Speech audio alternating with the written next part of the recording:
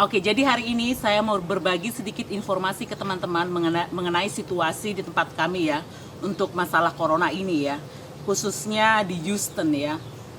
Jadi sebelum saya berbicara lebih panjang lebar lagi, saya akan membagikan sedikit statistik ya. Jadi teman-teman paling tidak ada sedikit background. Penduduk Indonesia itu totalnya sekitar 267 juta orang, sedangkan USA 332 juta orang ya. Dan kalau kita kurangin kan jadi perbedaan penduduknya itu sekitar 65 atau 66 juta orang. Jadi USA lebih banyak. Tetapi luas lahan ya di USA itu lebih besar. Jadi kalau kita bandingkan USA dan Indonesia itu luasnya itu hampir 5 kali lipat dari Indonesia. Total tanahnya saja. Jadi dibayangkan memang tanahnya di sini sangat luas. Singkat aja ya, mama saya waktu pertama kali kesini ya, dia ngomongnya gini, "Nah, kok tanah dibuang-buang di sini?" Jadi kan parkirannya besar, bangunannya melebar, tidak ada yang terlalu banyak tinggi-tinggi, terkecuali ada perkantoran ya. Penduduk di tempat saya itu sekitar 7 juta orang. Nanti peringkat keempat, kota yang paling banyak penduduknya. Dan corona sendiri, situs kemarin itu, ini berdasarkan data yang tadi malam saya research ya. 6.700 orang ya positif corona, sekitar 2.300 sembuh dan 129 meninggal. Buat gampang aja ya kita bulatkan aja. Jadi sekitar 7.000 di sini orang kena corona positif teman-teman ya, cuma di kota saya saja.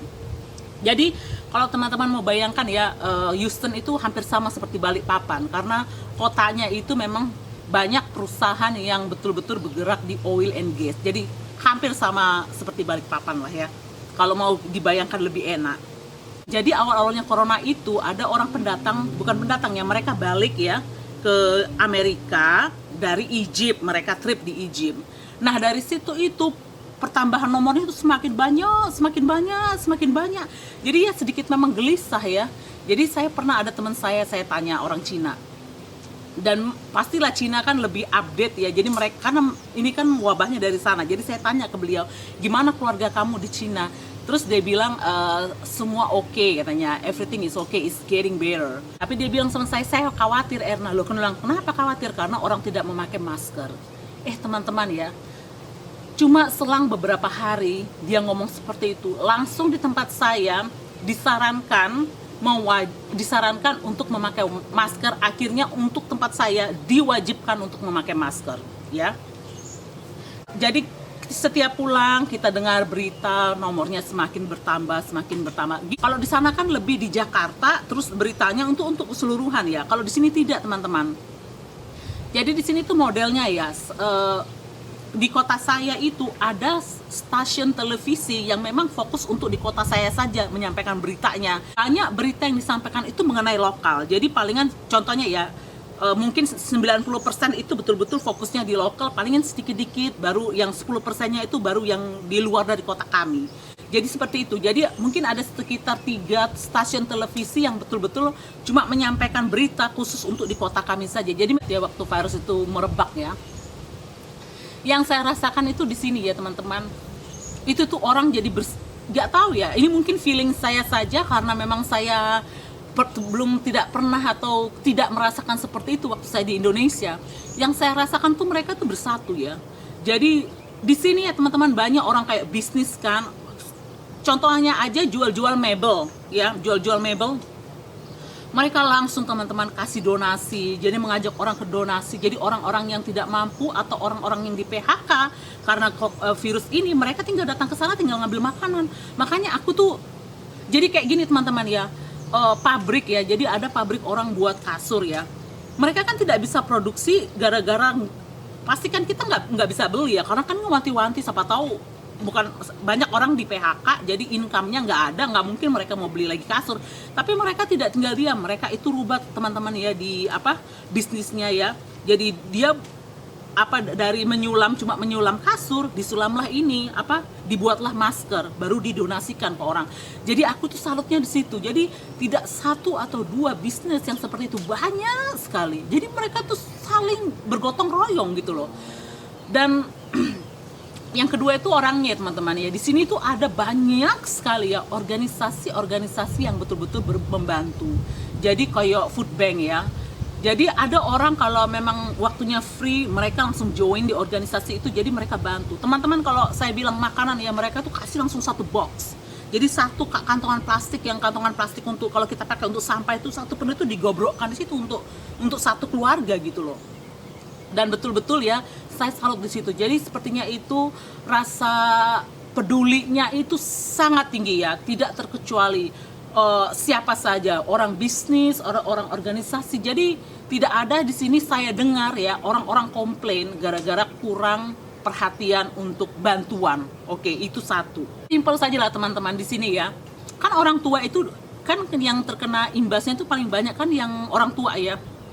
Jadi dia high risk ya.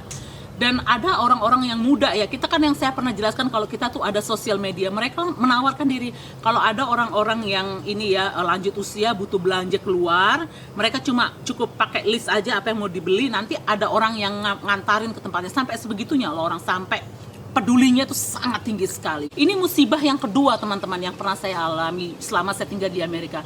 Yang pertama itu yang banjir ya, tapi banjir itu tidak separah ini kan. Kalau ini kan kita wanti-wanti virus ya, nggak tahu ini virusnya di mana. Kalau banjir kan kita bisa lihatin airnya di sana turun naik kan kelihatan. Kita dibuat schedule. Semuanya kalau mau belanja dari jam sekian memang dikhususkan untuk orang yang elderly people. Jadi kita yang mau muda-muda umur 40-an tidak boleh masuk. Jadi lebih diutamakan. Jadi saya lagi benar-benar suka. Jadi kita tuh ada sedikit appreciation untuk mereka gitu loh.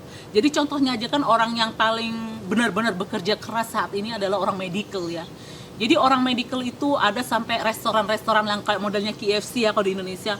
Mereka itu kasih makanan gratis asal mereka menunjukkan ID ya, ID bahwa benar-benar mereka adalah perawat atau dokter, atau kalau nggak salah juga pemadam kebakaran sama polisi, mereka juga ini ya mendapatkan fasilitas tersebut. Jadi saya benar-benar itu yang saya suka sekali, rasa pedulinya tinggi sekali di kota ini. Jadi sih penasaran ya pemerintahnya sendiri bagaimana. Pemerintahnya di sini itu benar-benar mereka itu waktu kita ada corona itu tiap hari ya mereka kasih update. Jadi news presidennya juga sampai tiap hari. Jadi gubernur, wali kota itu langsung siaran langsung ya. Jadi kita dikasih update bagaimana perkembangannya setiap hari ya teman-teman. Virus ini kan mereka kan bisa prediksi ya teman-teman. Itu kira-kira itu kapan itu melanjaknya, ya kapan klimaksnya kan, baru kan pasti akan turun ya. Nah di klimaksnya itu mereka udah wanti-wanti, oh mungkin ini rumah sakit nggak akan cukup ya. Jadi mereka itu sampai bangun teman-teman ya, rumah sakit tempat rawat ekstra jaga-jaga supaya siapa tahu rumah sakit nggak muat. Itu stadion dibuat sama mereka, dibangun tenda-tenda dibuat rumah sakit. Itu sampai mereka betul-betul jangan sampai ada pasien yang tidak dapat tempat tidur. Itu begitu di sini. Dan satu lagi ya teman-teman, tes ya, kalau tidak perlu kamu dijemput di rumahmu karena kamu positif. Mereka tuh kesadarannya sangat, di sini orang kesadarannya tuh sangat tinggi sekali. Jadi pun nggak diminta tes ya, mereka tuh udah berjejer ya di tempat tes. Kan di sini sengaja dibuat tempat tesnya banyak, tapi memang diutamakan itu pertama-tamanya awal-awalnya orang yang betul-betul usianya di atas 60 tahun, mereka yang diprioritaskan, baru buat appointment. Tapi makin kesini kan semakin banyak ya tempat tesnya, jadi semakin fleksibel. Jadi kamu tidak perlu apa saja kalau kamu merasa kamu ada akses ke orang-orang yang pernah kena corona atau positif corona, kamu disarankan untuk mengetes. Jadi seperti itu. Jadi betul-betul tempat tesnya banyak ya. Makanya ini yang saya pikirkan, kenapa orang banyak ketemunya positif ya? Karena banyak orang yang dites. Kalau orangnya yang sedikit dites, pastilah nomor ini akan turun ya. Itu yang jadi mungkin yang saya rasakan kalau di Indonesia juga menerapkan seperti itu ya. Jadi semakin banyak orang dites ya, pasti saya rasa pasti banyak ketahuan yang positifnya. Tempat saya itu teman-teman tanggal 1 Mei kemarin itu sudah official beberapa bisnis boleh buka ya, tetapi di limit. Contohnya restoran ya, mereka boleh buka beroperasi, tetapi untuk kalau mereka mau makan dining di dalam restoran itu kapasitasnya cuma 25% ya. Kita mau ke shopping mall itu atau mau belanja ya, kan toko-toko udah buka ya. orang itu pesannya online atau by phone, baru mereka jemput di sana, mereka pun tidak masuk ke shopping mall. Jadi orang mallnya ditelepon, nanti orang mallnya itu bawa barang kita. Pengoperasian juga itu, contohnya yang saya tadi bilang itu tanggal 1 Mei kan kita official buka ya teman-teman. Jadi bisnis bisa buka tapi di limit, atau cuma beberapa bisnis aja yang boleh buka. Jadi seperti salon atau pedikur, medikur belum bisa buka sepertinya yang kemarin tanggal 1 Mei itu. Nah, itu teman-teman, kalau di Indonesia kan lebih keputusannya itu lebih kepada Pak Presiden ya. Jadi lebih universal, jadi menyuruh untuk semua. Kalau di sini enggak. Di sini itu diletakkan kepada Pak Gubernur. Jadi Pak Gubernur memutuskan apakah dia mau buka atau tidak. Orang ya, ada beberapa orang dibayarnya memang dibayar per jaman. Kalau di Indonesia kan kita dibayar harian ya. Jadi case-nya seperti itu. Jadi di sini kalau kamu tidak kerja ya tidak kena bayar lah, nggak dapat income. Bagaimana mau bayar kebutuhan sehari-hari makan? Makanya itu. Nah kemarin itu teman-teman ada teman saya bilang, Erna susah ya, susah pangan ya di sini. Saya lihat di TV orang pada berjejer antri. Nah ini teman-teman satu ya. Di sini itu banyak yang saya tadi bilang, di sini itu banyak sekali kan organisasi ya yang memberikan bantuan kepada masyarakat. Saya lihat pun di sini ya mentalnya atau orang-orangnya itu sedikit beda. Mental kesadarannya itu lebih tinggi di sini. Jadi kamu tidak akan melihat ya ketika orang jejer-jejer itu mobilnya yang cantik-cantik juga mau ngambil makanan di situ, tidak. Jadi betul-betul dilihat di sini. Mungkin awal-awalnya dicek ya apakah betul-betul kamu itu memang dampaknya itu kamu kena terminate apa tidak ya, dicek. Tapi sekarang tidak. Jadi orang kalau memang butuhkan makanan silahkan tinggal ambil.